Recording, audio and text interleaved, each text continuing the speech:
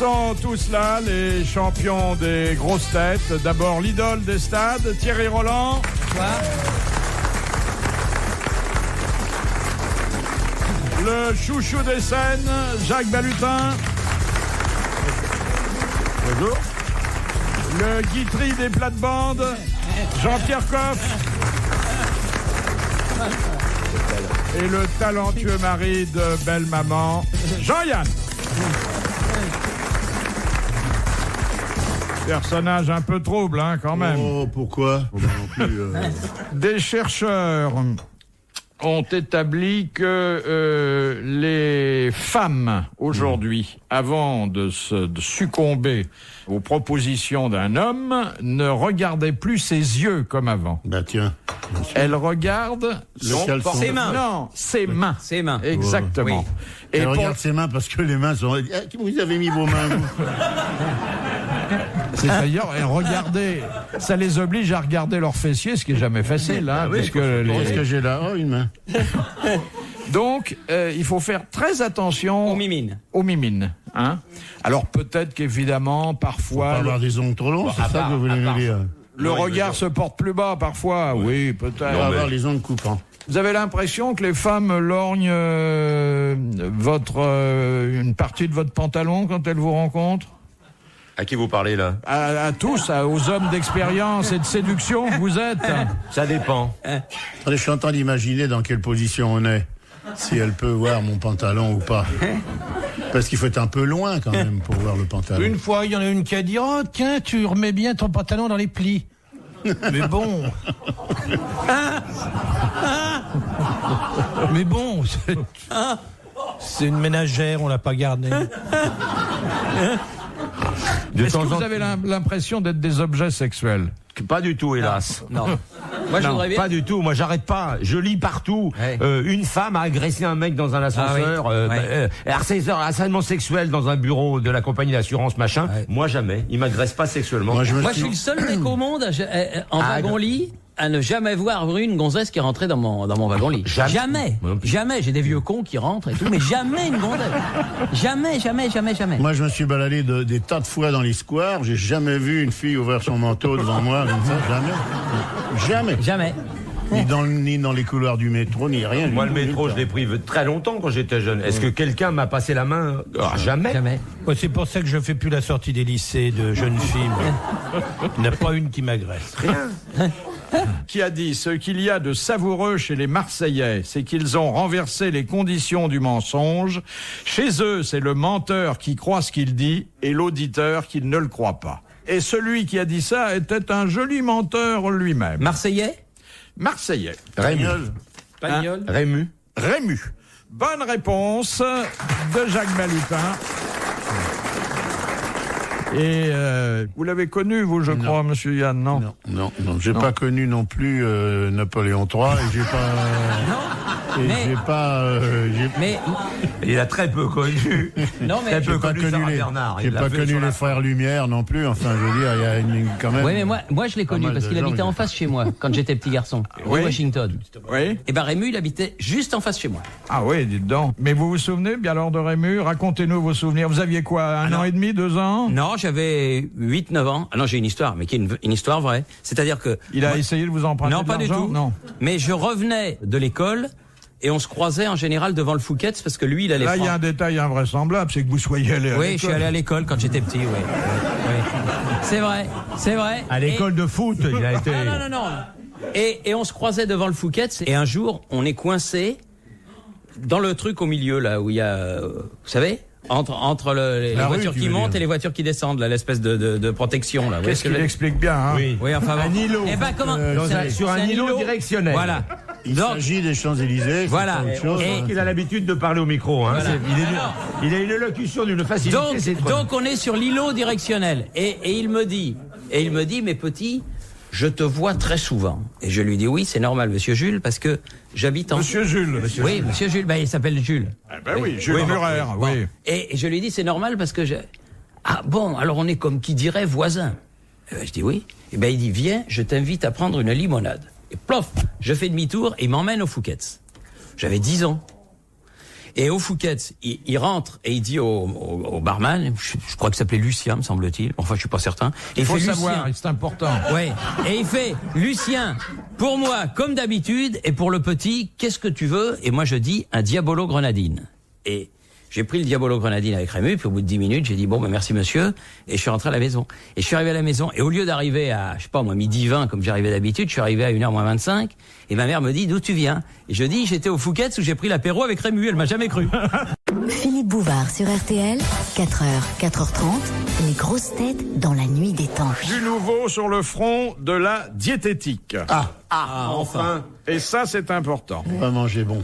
Et c'est une diététique axée sur le vieillissement ou le non-vieillissement, plus exactement. De ce qu'on mange? Voilà. Alors, par exemple, ce qui évite de vieillir, c'est le foie gras, confit d'oie ou de canard. Des choses légères. La pastèque, la papaye, la noix de pécan, la noix de macadamia. Macadamia, oui. C'est quoi ça, le vin rouge. Alors que l'eau du robinet fait vieillir. Oh là. Que les pommes de terre il y a longtemps, je vous le dis tout de suite. Les frites font vieillir, les viennoiseries font vieillir, Bah oui. et le requin fait vieillir. Ah bah Ça va. Oh, bah ça, c'est alors, je vais faire attention et puis manger de requin. Je me goinfre de requin, moi, je sais pas comment je fais. Et la Je suis soupe capable en de réussir sachet. un bon plat de requin. Et là? Évitez la soupe en sachet. Tu commençais à trider. Ah oui, c'est le requin. Et la soupe en sachet, mais. Comment? N'importe comment, je me comme Un petit normalement, aileron. un bourguignon de requin. Tu le fais en blanquette aussi. En blanquette aussi, ouais, on peut Et faire. un pilon de requin. Oh, t'as ça, essayé. c'est vraiment. C'est Est-ce bon, que un vous en farci. mangeâtes? Est-ce que vous en mangeâtes? Oui, le requin, Du requin. c'est comme les Tout le ortolans, monde faut tout mange du bouffer. Alors, moi, bah, j'ai c'est jamais bon, mangé, hein. c'est bon? Oui. Mais Moi, ouais, j'avais mangé, c'est c'était dur. bien, c'était pas On mauvais. en mange plein en Guadeloupe, en Martinique. partout. Ah mais non, là en France, moi j'ai fait une En émission de Chine. télé, le mec il préparait du requin. Alors j'ai goûté, c'était pas mauvais. Et la noix de machin, là, c'est La quoi, noix de là? requin, non, c'est Non, pas. caca, terrible. Non, il vaut mieux une Non, bonne mais la de noix de Bacacania, la cana Bacacania. Mais si vous mangez du foie gras, il faut d'abord vous assurer que la bête dont vient le foie a été élevée en plein air. Ah, oui, évidemment. bah oui, bien sûr. Mais ça, il y a qu'à demander à Jean-Pierre. Et tu manges des rognons blancs, toi, de requin? Non, pas. Persillés pas- comme non, ça, et non, c'est. pas. Oh, C'est bon, ça. de beau. Tu vois, gros, comme de ça, beau. quoi. Mais bien, juste poilés comme des testicules de mouton. de mouton ou de. C'est bien. Il parle pas du vin à l'heure du goûter, en revanche. J'ai cherché.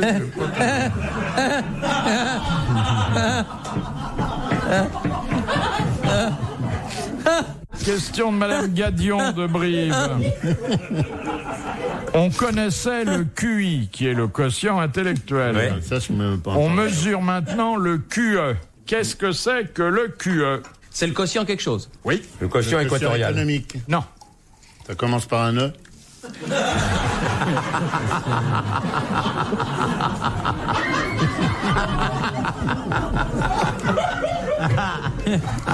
C'est un mot français ou latin? Non, français, c'est bien de chez nous. Quotient, émo et Oui. Hémophilique. Non, il y a un H. non, parce que là, ça prendrait un H. émo. Sionel. Émotionnel. Qu'est-ce qu'il a dit? C'est Jean-Yann. Eh bien, non, et vous qui l'avez Lui commencé. qui m'a lancé le début. C'est bon. une bonne réponse de Jacques Balutin et de Jean-Yann. Le quotient émotionnel. Et c'est pas encore très connu, il fallait le trouver. Et c'est la capacité de contrôler ses impulsions. Eh ben alors moi, je vais avoir un QE supérieur à mon QI. alors. Vous aviez un tout petit Monsieur Yann, vous aviez un tout petit QI, hein? Très petit. Comparable à quoi? J'ai dit au-dessous de l'huître, je vous dis tout le temps. Je fais 21, moi, de QI. Je suis au-dessous de l'oursin, c'est-à-dire les êtres unicellulaires qui ne pensent pas. Je suis juste avant l'anémone. 90, c'est les imbéciles, et puis 110, c'est les gens normaux, 140, c'est les mecs bien, 180, c'est formidable. Et moi, j'ai un 21, je suis à concours. Comment tu as mesuré ça? Ben, on m'a fait faire ça tests, à l'armée. tests. Les tests de Mais l'armée. ça s'améliore pas. Tu l'as Ça, pour je l'ai toujours. pas refait depuis, mais à l'armée, on m'avait dit que j'avais 21 de QI, donc j'étais content, je croyais que j'allais me tirer. Mais c'est le contraire, plus ils sont cons, plus ils vous gardent. Alors,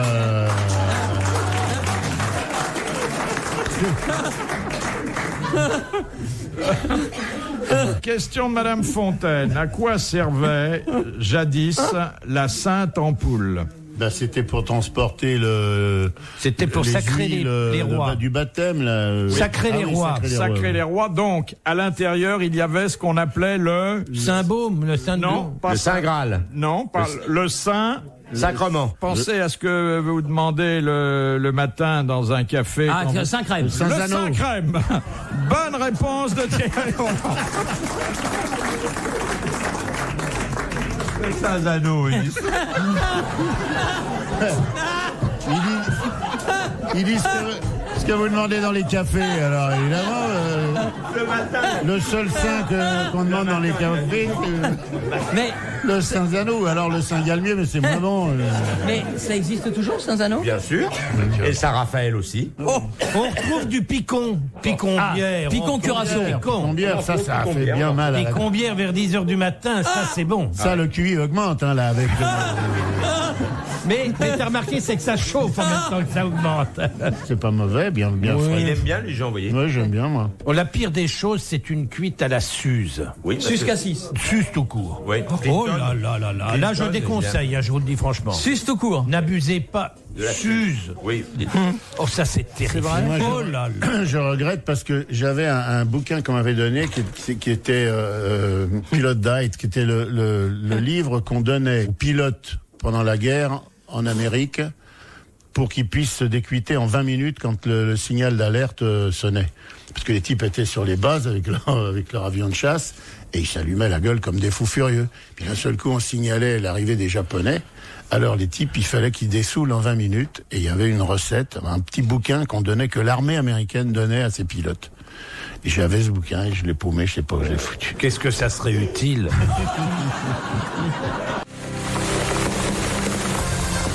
RTL, 4h, 4h30, dans la nuit des temps des grosses têtes de Philippe Bouvard. Pour ce dernier rendez-vous avec les grosses têtes dans la nuit des temps du 10 juillet 2000, grande discussion sur les ovules. Et ça se passait avec Philippe Bouvard, Jean-Yann, Jean-Pierre Coff, Thierry Roland et Jacques Balutin. Alors, il y a aux États-Unis une spéculation sur les œufs. Oui. Bon, 300 000 francs pour un œuf. Mais attention, l'œuf maternel, c'est-à-dire ce qu'on appelle en termes médicaux l'ovocyte. Ouais. Alors que en France, ça s'appelle aussi un ovule. Quand on donne un ovule, on le donne vraiment, c'est-à-dire qu'on n'a pas le droit de demander de l'argent. Non, on n'a pas le droit de demander de l'argent contre son œuf. Ouais. On n'a pas qu'un d'ovule, si, je connais pas bien les histoires, moi. Bah, l'ovule tous les mois. Tous les mois. Bon, alors donc ouais, c'est comme Fantine, qui vendait ses cheveux dans Victor Hugo. Oui. Peut bien vendre son ovule tous les mois, ça fait une petite rentrée. On n'a pas le droit. On n'a pas le droit. Mais en France, on n'a pas le droit. Non, mais aux États-Unis. Source de revenus, je vends un ovule par mois, je suis peinard. Ah oui, c'est pas plus con que le RMI. Alors, il donne 300 000 francs pour un œuf provenant d'une femme grande, d'au moins 1m70, et ayant un QI, on y revient, élevé.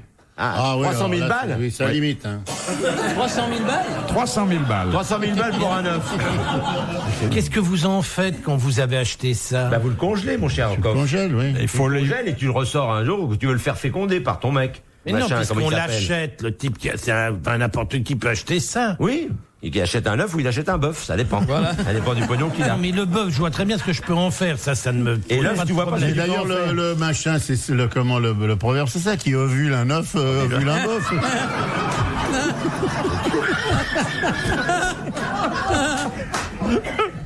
Moi, je voudrais en acheter un pour essayer de couver. Vous vous souvenez pas pendant un moment, il y avait François qui avait lancé un truc, il y avait une femme, c'était une chanteuse d'ailleurs, qui avait couvé un œuf sur un coussin, collé au mur. Gloria Lasso? Non, une chanteuse. Couver des œufs de poule. Rick Ça serait très... Non, c'était bien longtemps. Non, Eric Azaraï, elle pouvait pas parce qu'elle se rafraîchissait le peut cul. pas le couper.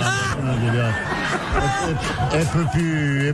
Dégager un minimum de chaleur. Si t'as le cul sur des glaçons, je vois pas comment tu couvres. Qui c'est qui avait le cul sur des glaçons? Rick Azaraï? Oui. Mais non, elle se trempait les fesses dans l'eau glacée parce qu'il disait que c'était bon pour, je sais pas quoi, pour tout. est-ce qu'on peut couver un ovule? Vous ne répondez pas à ma question, Alors, je vous dis que ça m'intéresse. Bon. Il a jamais couvé lui-même. Mais tu n'en sais rien, il n'a pas couvé. Il a couvé un ovule, Il fait des confidences sur J'ai- la vie privée. Il m'est arrivé. Non, j'ai couvé une grippe, j'ai pas couvé d'ovule. Voilà. Et qu'est-ce que ça a donné, la grippe, au moment de Ben, l'explosion? vous avez le résultat devant vous, c'est pas brillant. C'est fini, là. Oui, Non, mais- c'était il y a 5 ans. Alors, l'ovule, il faut le retransplanter ensuite dans l'organisme d'une autre dame. dame. Bah oui, D'une oui, dame. oui. Il peut pas en avoir. oui, d'une Voilà. dame, d'accord. Bon. Pas directement dans le mec. Pas du tout. Ah non. Le mec, il va pas tomber enceinte avec oui, l'œuf t'as de... peut-être vraiment, effectivement, un QI un peu bas. Le mec qui a un spermicide, là, qui peut pas sortir, Ouais. il se fout l'ovule dedans et puis il s'arrange comme ça. Tu peux pas sortir, mon petit, on va t'amener à domicile, voilà. Prends-lui un- C'est plus une grossesse, c'est une orchide, hein, là, Ah oui, d'accord. Enfin, dans une dame ou dans un petit tube en verre. dans lequel vous soufflez. Oui, comme le vétérinaire. Je ne comprends rien à ce que vous dites. Le vétérinaire, C'était valable pour le derrière des chevaux. Voilà. C'est une. écoutez, moi j'ai des chevaux, j'ai jamais soufflé dedans. alors. Mais tu as tort. Et vous croyez que ça leur ferait plaisir? Mais comment Ah ouais. Ah oui. Ah mais ils osent pas te le demander. J'ai des juments, moi. Eh ben, à plus forte raison. Mais non, mais c'est une comptine, ça. C'est une petite chanson qu'on chante. Vous quand vous on est souvenez petit. de l'air qui était joli, Mon d'ailleurs. père qui était vétérinaire, il soufflait dans le derrière des chevaux avec un petit tube en verre afin de les rendre plus gros, les chevaux. Un jour, un cheval récalcitrant. Ah bon. Tube de verre lâcha un vent. Mon père qui était vétérinaire s'est évanoui sur le champ. Ah, mais je connaissais pas le deuxième couplet. C'est bon. C'est comme la Marseillaise, on connaît que le premier. C'est le début, mais. Mais voilà, ça fait un bon tube, si je puis dire. Oui, évidemment. Alors, une dépêche de New York, des chercheurs. Méfions-nous des chercheurs de New York parce que déjà les autres c'est dur, mais alors à New York. Ils sont maintenant certains, après une étude pratiquée sur 33 femmes ménopausées, que Ils ont trouvé ça à New York. le Viagra n'a pas d'effet sur les femmes 33 qui maris. souffrent de problèmes sexuels. Voilà. Le Viagra, ça marche pas pour les femmes. Ça quoi, ne c'est ça. fait rien et il n'y a pas de changement particulier, ni dans la satisfaction lors des rapports sexuels, ni dans le niveau de désir sexuel, alors que les dames soumises à cet essai ont pris du Viagra pendant 12 semaines. Voilà. Ouais. Faut Sur quand même- 33, c'est pas beaucoup. C'est pas un cadeau à faire à une dame. Mais c'est pas fait pour elle. Si on pensait que ça pouvait avoir Moi, des je effets pensais que ça avait bénéfiques. un effet clitoridien. Ah bon? Oui, j'ai pensé ça pendant un moment et j'ai été bien déçu. Offrez plutôt des caramels. Ça n'a pas fait d'effet sur une miss que je connaissais. Question de Madame Romer de Besançon. Que signifie l'expression de San Antonio, faire bravo de la marionnette? Ah ben... Ça stickait le boitard. Oui. Non. Mettre Popol à la fenêtre.